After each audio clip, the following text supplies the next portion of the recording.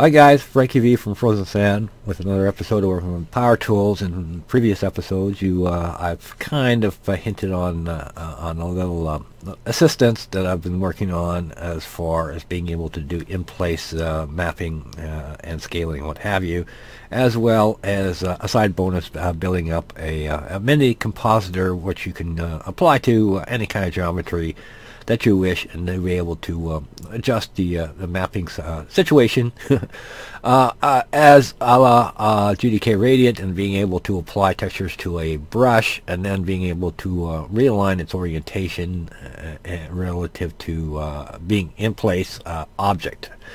I haven't noticed really that this type of feature is actually built into Unreal 4, so it's the pipeline is generally starting out in 3ds Max and doing all your mapping, or any 3D application for that matter. My preference, my tool of choice, of course, is 3ds Max. And to do all your alignment in there, prefabbed, and bring it in, and then just use Unreal 4 for now as a world builder. Now I have suspicions that there has to be some kind of in-place compositor coming down the pipeline. If it's a no-brainer as far as maybe a plug-in solution or what have you. So this is more like a stopgap, particularly to help and assist me in the conversion of some of the materials that and textures that are already available in Casa that have to be kind of maintained. You don't paint a smile on the Mona Lisa just because you think you can do it better. So this is to kind of help take whatever materials and textures that are there, stack it into a single material solution, and then be able to UV map in place, and as a side bonus to be able to composite the different types of textures that are available in a kind of an ABC 1, 2, 3, which is order, which is typical of texturing inside of GDK Radiant. So anybody that kind of stumbled in here, this is an assistance to our a video blog for our third-party mappers, just to kind of keep them up to date, as well as ongoing. I'll help them out by providing some tools that allow them to kind of make that jump between the two applications. So ideally, this is to function the same as that feature of being in Radiant and being able to apply a texture to a brush surface, be able to rotate it, scale it, and position it properly. And then just for giggles, and to make this improve over time, because I'm certainly interested in a one material serves all type of material. But in actuality, this is not really a material. What it is an in-place compositor hidden in a wrapper kind of thing that you can apply, but not directly based on the material. And we'll just take a quick peek as to why. And I've going to provide a few textures that I've kind of borrowed, let's say, from the starter kit, to kind of make sure that we have at least a canvas to work from initially, and not be applying a material that has absolutely nothing in it. Nothing but black and white and what have you. It's not really a pleasant viewing experience, I'll tell you. Okay, so anyways, to use this, you cannot, there's no user serviceable parts in the actual material itself / shell itself, as most of everything is shut off or turned on by Boolean switches, which introduce these materials based on a need, as well as some checkboxes and what have you, to determine what channels you want to gather the information from, as well as a few multipliers so you can increase and decrease the amount of output that each material is going to, or each textures I should say, will apply to the final material, which is this guy right here. Now, just kind of a heads up, material as made by default, anything that is not grayed out is active, regardless of you inputting a value or not, and it's based on a default value that's plugged into it. So I've gone ahead and just as part of the switching system here, just turning off is not really turning off. All it is doing is feeding back in the default value as applied. So 0 for metallic, white has a 3 vector. Okay, metallic has 0, because 0 is more or less, this is a switch based on a number, which is 0 is off, 1 is on. Anything else in between is just basically let's say modifying to taste kind of thing. Turn on specularity, 0 is off, 1 is obviously it would be full on. Roughness is usually by default 0, but I like to put 1. That way my color map comes in, and this will look exactly like this as is portrayed in the either the texture viewer or in this case in the lerp. And moving on down, turn on normal map. Now this can cause some problems. This is why I'm setting the normal map in this case to 111. 111 as long as the numbers are equal across equals flat. There's no information being generated as far as height goes. But if you a problem that you can run across is when you apply a opacity map and the height map information. If they're sharing the same, say, layering plane, then you get as to per pixel height, then you can run into Z buffering problem, and that usually translates into flickering materials and so forth. I added a displacement and a tessellation multiplier. I haven't played with this. I'm pretty sure it works. I did some testing to make sure it does work.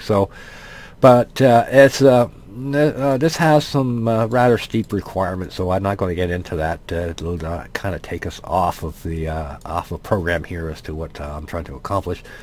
Turn on ambient occlusion is 1. If this is 0, you land up with a black material. So from time to time, that's a problem that does show up. I haven't seen it in quite a while, but dragging a model in and just setting up in the scene, throwing any kind of makeshift material on it, and all of a sudden you notice that hey, my model's turning black. That's in most likelihood a bug with the ambient occlusion flipping from 1 to 0, creating a totally black type of material that's on it. Well, it's a thought. It's something just to sort of keep an eye out for if it happens again. Anyways, as I mentioned, Maet Alpha1 is not a material unto itself, but rather a wrapper to contain a compositor and a mapper that you can align textures on a static mesh in place in real time and see the result by using a instance of this material. Create an instance material, or excuse me, create material instance, which creates a I said this the other day. Anyways, a material using this material as a base. Okay, so we'll go ahead and click that, and that's what gives us our base starting point.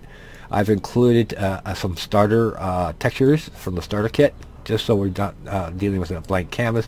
And I'm going to apply it to some of the surface here, just to see what's going on. And of course you see nothing. So this is where we're going to start looking at our values that have been parameterized. I think I got it that time.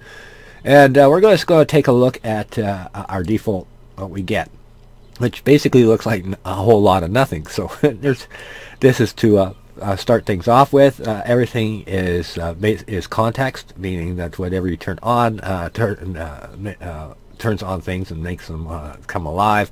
And then you can start inputting any kind of textures, but working from a blank canvas. Let's take a quick rundown top to bottom and see what we got. Okay, on top we have general, which gives you well the general stuff. Read the user manual, as it's basic 101 materials that allow you to do things like two-sided materials, change the shading model, different types of blend modes. I don't have opacity tied in or emissive, as you notice. I want to be able to tie those in per layering as to how I have things set up, which is going to take a little bit of thinking about how to accomplish that. So that's on the to-do list. I do plan to do upgrades and updates, hopefully not too far into the future, but really this is going to be my all-in-one jack of all trades, Swiss Army knife of materials that I'm always going to try to, if I need a particular type of addition to a material, to add it into this as the base. and using switches and gizmos and gadgets to turn things off and on. So eventually, over time, I'll have a one be all material compositor setup kind of deal. I do suspect that it only makes sense that they're probably going to come at some point. Some companies, some big companies, going to come out with some sort of in-app compositor / painter application. That will make this whole thing kind of moot, but for now, the whole intention of this, of course, is to be able to have the same feature that's available in GDK Radiant, being able to apply a texture and rotate it and scale it and so on and so on. So starting with our blank canvas, so to speak, and continuing our rundown, we have a master mapper. This takes everything as one big huge block of texture data, and you can rotate, scale, and what have you, as per specifications. A mask mapper, which when we create a composite of two materials onto the same material surface, creates any kind of cutouts, cookie cutter stuff, and divisions, and as a combination of three materials, which well, as you see, once we get further down the road, gives us that 1, 2, 3 ABC texturing layer that is a common technique used in Radiant. So to kind of turn things on, as I mentioned, things are turned off somewhat by default, and this kind of kick starts and turns on stuff. Okay, where's our material here? Oh, okay, wrong one. Okay, it turned on ambient occlusion. Let's turn that off. And we want base color, actually. Okay, there's our canvas, based on the starter kit textures, and they're loaded up with a little bit of normal maps and height maps and what have you. And that makes our mapper, or UV mapper, hot. We'll just go ahead right now and turn everything on, so we can play with it a little bit later on. I'm going to leave this for kind of last, because this is what I made it for in the first place, is to be able to adjust the materials and what have you onto static models. Okay, so we kind of turned that all on, and as you can see, when we apply it, boom, instant update onto the screen. So continuing down, let's talk about the switches. These obviously are turn on and off things as being context sensitive, and as you see, we have some stuff turned on here, base color and bump offset, and these become active if they're part of that material or texture stream.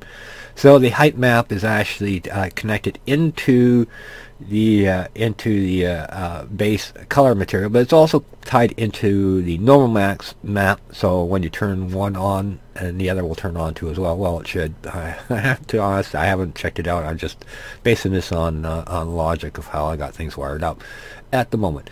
Okay, so base color, we can kind of see what's going on. We have obviously a composite of two different types of materials, and to be able to accommodate the 1, 2, 3, what you can do is you can actually turn off the mask. So by turning off the mask, that gives us a single texture plane without the composite, and this would be what information is in the T1 slot. These are you have two material slots, obviously, for the compositing aspect of it, but that also means that we have access to two different textures within the sets within the same shell.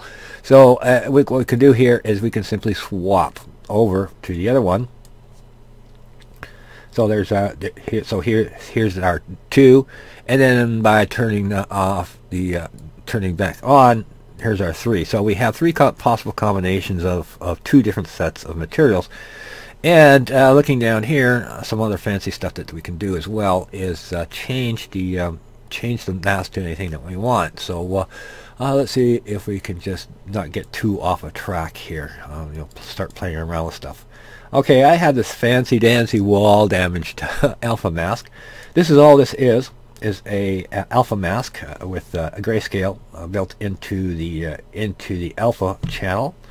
I think I have to turn some stuff off, like sRGB maybe, and what have you. I got to brush up on some of the information. There's some setup kind of requirements as far as maps go, but this is just a straight up simple alpha channel mask grayscale, and we can replace our current mask with this version, which gives us kind of that broken wall effect. Not very well done, and it really is not suitable for brick at the moment. And I really just designed this one for being ground.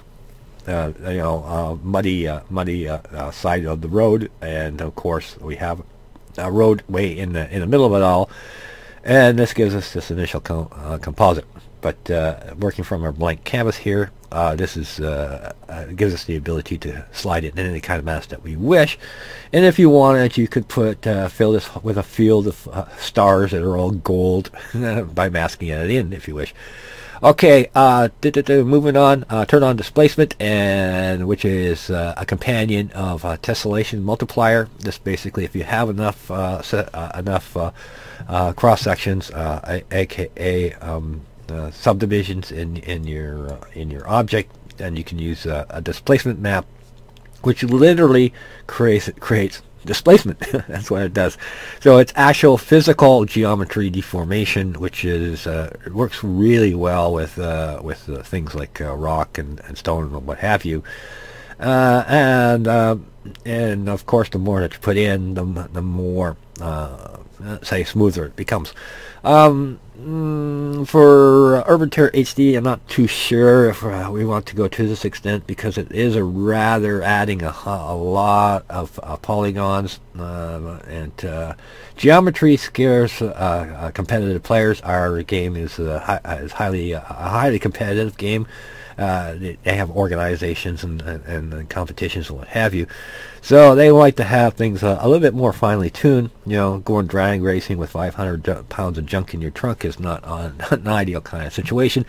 So even from a psychological standpoint, an elaborate amount of detail should be avoided as for making what would be considered a playable map under Urban Terror HD. Okay, so that's a high consideration, let's say. Okay, so we kind of went over the mask turn on and off, a little bit of an explanation of the tessellation multiplier and displacement. Tessellation multiplier, all that does is add extra geometry, so there's no point in using tessellation unless you're using displacement. Okay, turn on metallic, turn on normal, and turn on roughness, and turn on specular. Okay, let's kind of take a look of how the way I usually do things as far as mapping textures as a starting point, particularly when you're dealing with PBR, is I like to start at the normal level, turning on the normal maps. Okay, turn on, come on, turn on, there we go. Okay. And we get a definable type of what our surface material is going to be. Do I have something turned off here? Turn off. Okay, we have it locked, more or less. What we need to do, turn on back on our mask, and then we'll deselect it. That should recompile it. Come on. Something is not working for me.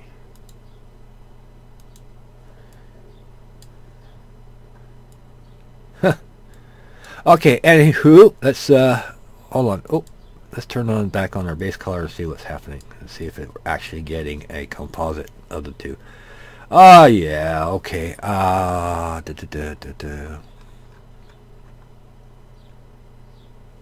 Yeah, okay. You know what it is? It's just the two textures are the same, except with different color maps on top of it. So that's what kind of confused me. So, well, so be it. So, moving on and moving forward, that's not going to hinder us too much as far as observing everything else. What I'll probably end up doing is finding a kind of variation. Is that actually the case? Let's take a quick look. Yeah, it's just a color change from one to the other. So, moving on and moving forward, going back to back on topic here, I like to start with the normal map, and then start adding in the various different options, one layering on one on top of the other, to kind of give me a base idea of how the texture material is going to look as a PBR, as I start to turn on and off different features. So this kind of saves you the hassle of saying, well, I want to see what it just looks like a normal map, and you disconnect the link to the channel or the base color channel, kind of effectively turn on and off that layer. So in this case, we could just turn it on and off with a switch. And so we get one, we go, okay, let's go back to just our normal map. And then we can start turning on things like metallic, we can roughness, and specularity. And of course we don't see anything that's going on because we have no, let's say, information yet being introduced. So we'll have to introduce that. And that kind of sets things up. And of course, we have to start playing around with some of the variables, which we can then kind of look at quickly what's going on down the line here. Now, to kind of warn you ahead of time, there is no safety net, there's no error trapping and what have you, so you can flip a switch and inadvertently generate an error. And if you flip the switch back, the error will persist until the instance is recompiled. So if you get an error and you put it back, whatever it is that you changed that generated the error, just be aware that sometimes it does take a forced recompile at some point to get back it, but it's still active. So you can see that indeed we do have some sort of PBR type of effect taking place at the brick level. A little bit sparkly and shiny because we did introduce a level of metalness in it by default. So if we turn on our ability to access the metal, then we can play around with it a little bit. Okay, so we'd have to do the same down here too as well, but I'm just going to play with one layer at a time. And as you can see, where the mask would be, it kind of gets cut off at the bottom down there. So we'll just kind of use that as a comparison. And we can take information from any channel combination of channels without having to rewire. So we want R and G, so then we can put the two informations together and combine them as a combination of intensity. If we have a blue channel, usually if you have zero information in it, that's when this kind of generates an error. And we have a combination of all three channels being combined. Or we can say, okay, we just want whatever information is in the blue channel, and wait for it to kind of come out, and you can see that is a slightly different effect that's occurring with a little bit of roughness at 1. If we put this down to 0, that gives us full type of should give us full output as far as being metallic. And of course, roughness of 1 should matte or tone it down so we get more of a shiny, shimmery effect. And of course, once again, playing around with metallic values. Small values adds a little bit of seasoning, but the normal would be full out 1 for metal. And we have kind of a matted type of metal, and if we want full on metal, then we would go down to roughness, so we change that value to 0, which is 0 output as far as roughness goes. And then we have this really weird type of disco ball type of wall going on. Outputs are based on X, so metal X is a multiplier, so anything with an X is a multiplier. We have the ability to switch any kind of channel that we wish for a material or a mat that's been assigned. So instead of having, say, one material coming off R, 1, G, and B, you put the same mask into whatever channel, and then you can switch to any output that you wish. Output intensity for the material itself, you can change the base swatch information. This is mostly for now for the starting with a clean canvas with no information onto it, and you get a 50% gray value. But it can also be used to let's say intensify the output for a purpose of, say, some form of color matching between the top and the bottom. Future update will be the addition of masking, so you can increase or decrease the output or color of a particular area of the surface.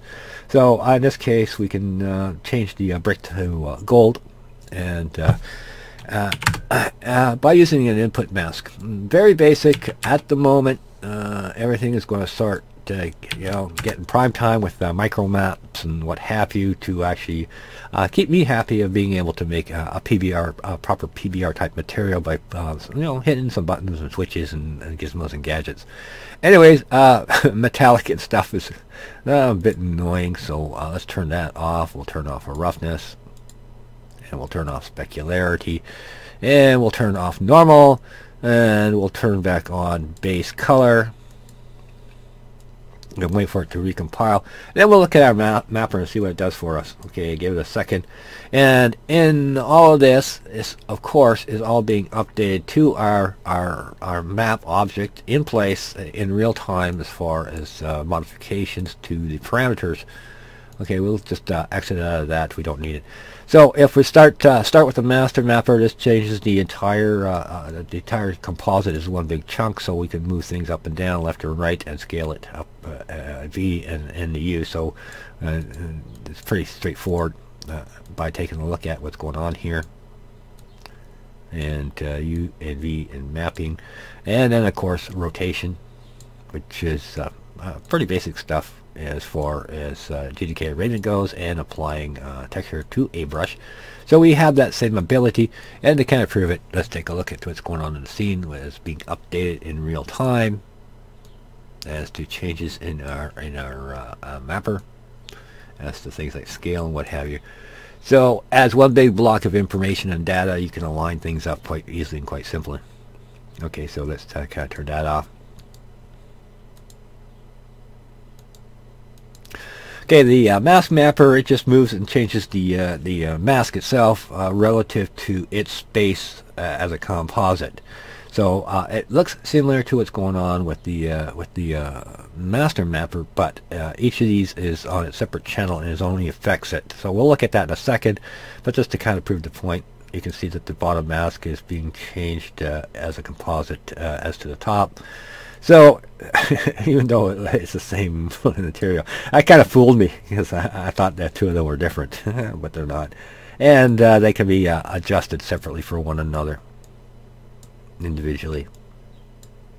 And with the ability to swap as well as shut off and the mapper, what have you, then you can combine various different types of combinations of textures in interesting, let's say, positions and what have you, which is a good thing. So mask mapper, of course, we can change that and see if we can get this to work the way I hope it would. Okay, so this value has to actually be decreased to below 0. It shoots it right off the map because we're decreasing the number of tiling of it, so we have to bring this back up on the vertical, or find it on the vertical. So once we have that set, we can play with the overall height. Oops, stop that. We can play with the height of it. Where are we? Is it this value? No, that changes the vertical. Well, maybe it's the horizontal. Okay, so we can change the vertical scaling to and we change the position, and then we get this higher up the wall type of effect. So you can, instead of being damaged wall, this could be painted wall. Okay, so that kind of demonstrates that. I think we're more or less done as to the bells and whistles that become active to give you an idea of how to at least kickstart this puppy without any too much muss and fuss. As I mentioned, at your own risk, it is alpha. There's no safety net, no error trapping, so errors can be generated unexpectedly, let's say. So let's see, anything else I want to cover with this? Okay, so I'm going to be putting the URL as to where you can download it in down there at the bottom of the comment section. And if you do something fancy and something tricked out, as I said, this is just a general use mapper that I made to be able to do conversions, but I'm pretty sure you can do a lot of funky different things once you can start applying a mask and what have you. I don't know if I mentioned that. What the heck, we'll go over it again just to make sure, because as I mentioned, I probably mentioned, is that you can turn off the mask, which breaks out the ability to swap the material top and bottom, but I think I might have missed the idea here that the swapping is done based on alpha masks too as well. So black for T1 would display texture 1. Of course, there's not going to be a swap here. Maybe as to color only. Okay, actually, push the wrong button. If we swap that over, it gives us well, it should give us the painted wall. Okay, so we get the painted wall in the other, and that has its own mask as well. So you can put cookie cutters, whatever, into that, and come up with some different variations on a theme. Entire wall covered with gold stars, that kind of thing. But to continue on, if you come up with something funky that's impressive, I'd be interested in seeing what you come up with at our website, which is urbanterror.info, and we have a section on the board just dedicated to mapping for Unreal 4. And we have, obviously, what are you working on section, the ubiquitous what are you working on section in there. So I'd like to see some postings as to what you come up with, what kind of PBR mixtures. I'd be interested in seeing a combination of things like wood and metal. An interesting configuration. Thing I got on the top of my head is that box from what was it, Hellraiser or something like that, with a little fancy, anyways, we're done.